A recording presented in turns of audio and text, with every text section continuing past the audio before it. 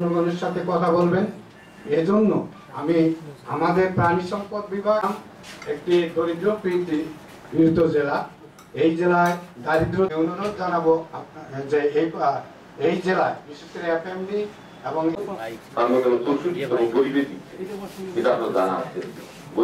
খুবই সংক্ষিপ্ত, তাই সবাইকে অনুরোধ করব যে অ্যাড্রেসিং বাদ দিয়ে সরাসরি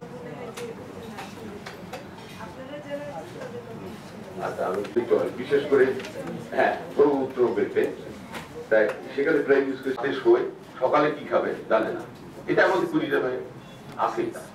মৎস্য অধিদপ্তরের তথ্য মতে জুলাইতে বোধহয় 37% মতো কম পাওয়া গেছে।